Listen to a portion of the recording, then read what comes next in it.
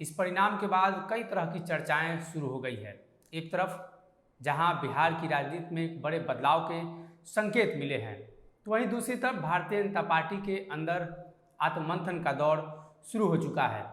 दरअसल इस चुनाव ने एक चीज़ तो स्पष्ट कर दिया कि आने वाले दिनों में बिहार में भी बड़े राजनीतिक बदलाव हो सकते हैं।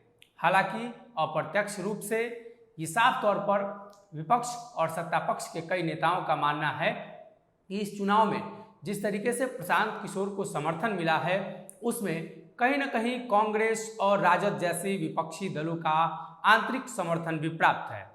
हालांकि भारतीय जनता पार्टी ने प्रेस कॉन्फ्रेंस कर इन तमाम चीज़ों का जिक्र चुनाव परिणाम के एक दिन पहले ही कर दिया था।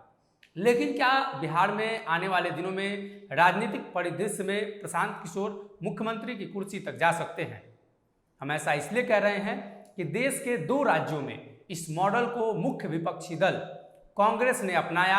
हालांकि यह अप्रत्यक्ष रूप से ही था, लेकिन जिस तरीके से अपनाया गया उसके बाद उन राज्यों में सरकारें गैर कांग्रेसी, गैर भाजपाई बनी। सबसे प्रमुख उदाहरण दिल्ली का है। दिल्ली में अरविंद केजरीवाल सत्ता में आए और भारतीय जनता पार्टी को रोकने के लिए कांग्रेस ने उन्हें समर्थन दिया। ऐसा कई राजनीतिक पंडित कह चुके हैं। भारतीय जनता पार्टी के कई नेताओं ने इसका जिक्र किया है। अगर कुछ परिणाम का हम जिक्र करें तो दिल्ली विधानसभा चुनाव का जिक्र कर लेते हैं। तो 2020 में 62 सीटें आम आदमी पार्टी को आई थी और 53.57% वोट प्राप्त हुए थे। बीजेपी को 8 वोट, इसके अलावे कांग्रेस 0 पर सिमट गई थी और कांग्रेस का पूरा वोट बैंक आम आदमी पार्टी में ट्रांसफर हो गई। तो क्या आने वाले दिनों में कांग्रेस और विपक्षी दल मिलकर भारतीय जनता पार्टी को बिहार में रोकने के लिए प्रशांत किशोर या उन जैसे अन्य राजनीतिक दलों का समर्थन कर सकते हैं जो कि गैर कांग्रेसी, गैर महागठबंधन और गैर भाजपाई हो? दरअसल पश्चिम बंगाल चुनाव में भी इस तरह की बातें हो चुकी है। पश्चिम बंगाल में 1977 में लेफ्ट फ्रंट की पहली बार सरकार बनी थी 230 सीट के साथ, और उसके बाद 2011 तक सरकार रही। फिर ममता बनर्जी और अब भारतीय जनता पार्टी की सरकार बनी है। दरअसल इन तमाम चीज़ों का जिक्र हम इसलिए कर रहे हैं कि आने वाले दिनों में बिहार की राजनीति में बड़े बदलाव के जो संकेत मिले हैं और कल का जो परिणाम आया है, ये सब कुछ उन तमाम चीज़ों से जुड़ता हुआ नजर आ रहा है। कल के परिणाम को अगर देखें तो 15,000 से नीचे ही सिमट गई राष्ट्रीय जनता दल, और इसके अलावे अन्य दलों की बात करें तो जिसमें मुख्य रूप से कांग्रेस और लेफ्ट के दलों के द्वारा जो समर्थन प्रशांत किशोर को प्राप्त हुआ, और अप्रत्यक्ष रूप से भारतीय जनता पार्टी ने भी इसका जिक्र किया, प्रत्यक्ष रूप से भाजपा के कई नेताओं ने इसको लेकर बयान भी दिया। वो आने वाले दिनों में क्या विपक्षी दलों का वोट बैंक प्रशांत किशोर के अंदर ट्रांसफर होगा, और आने वाले दिनों में दिल्ली और बंगाल जैसे उदाहरण बिहार में भी देखने को मिल सकते हैं। दरअसल इन तमाम चीज़ों के पीछे एक कारण है। पिछले कई वर्षों से भारतीय जनता पार्टी की और एनडीए गठबंधन की सरकार बिहार के अंदर है। 2005 के बाद लगातार नीतीश कुमार, अब भारतीय जनता पार्टी डोमिनेट कर रही है बिहार में, उनकी सरकार है। तो विपक्षी दल लगातार बिहार जीतने में नाकामयाब रहे हैं। तो आने वाले दिनों में हो सकता है अगर दिल्ली और बंगाल जैसा खेला हो, दिल्ली और बंगाल जैसी रणनीति अपनाई जाए, तो निश्चित तौर पर बिहार में भी बड़े राजनीतिक बदलाव हो सकते हैं। दरअसल हाल के दिनों में जो बिहार के अंदर चर्चाएं चली, चाहे मुख्यमंत्री बदले गए, नीतीश कुमार के बाद सम्राट चौधरी को मुख्यमंत्री बनाया गया, भारतीय जनता पार्टी के सबसे शीर्ष पद पर बांकीपुर के विधायक नितिन नवीन पहुंचे, और वो बांकीपुर सीट बिहार में अगर भारतीय जनता पार्टी हार जाती है तो निश्चित तौर पर एक बड़ा सवाल यह भी पैदा होता है कि क्या विपक्षी दलों की ये रणनीति है, क्या विपक्षी दल रणनीति के अंतर्गत काम कर रहे थे और प्रशांत किशोर को जीत हासिल हुई। दरअसल बिहार में लगातार जो राजनीतिक बदलाव होते हैं उसमें वोट बैंक जातिगत आधार पर होती है, यानी जाति के आधार पर। अगर आप किसी एक जात का नाम बताएं तो बिहार का हर वो व्यक्ति बता देगा कि उस जाति का ज़्यादातर वोट किस राजनीतिक दल के अंदर ट्रांसफर होता है, जिसमें मुख्य रूप से भारतीय जनता पार्टी का जो कोर वोटर, इसके अलावा राष्ट्रीय जनता दल का MY समीकरण, कांग्रेस का अपना वोटर, वाम दलों का अपना वोटर।